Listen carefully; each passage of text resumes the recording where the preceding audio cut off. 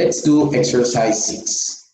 The average arithmetic mean annual income of Tina, James, and Susan is $72,000. What's the median annual income of the three?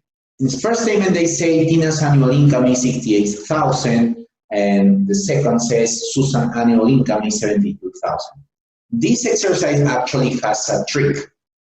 It's very common, that seems pretty obvious, that you should need both statements to provide a unique answer. Because you can say, okay, with the average of the annual income of the three, I just get the sum of all the three incomes. Then I know the income of one, I know the income of the second person. Okay, I can deduct those two incomes from the total sum, and I get the third income. And then I can see which one is the median. But actually, it's not that way.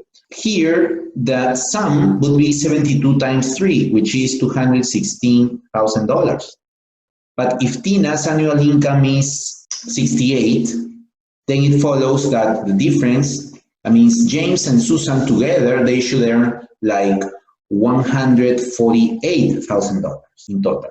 Let's say that James earned 48 and Susan 100. Which would be the median? 68. Okay, let's check another case.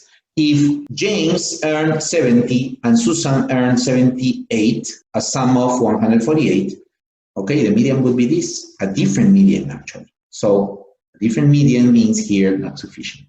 Right? Statement 2 says that Susan earns 72. So that means that James and Tina together, they should be earning 144, which is the difference between 216 and 72.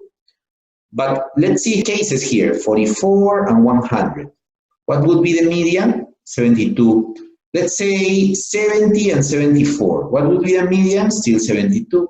And some other values, for example, 80 and 64.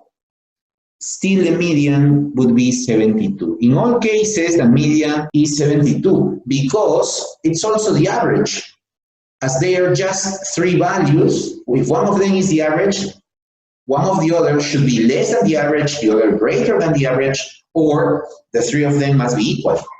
So the median will always be the average of the three values. So here is sufficient, and we have the answer choice B.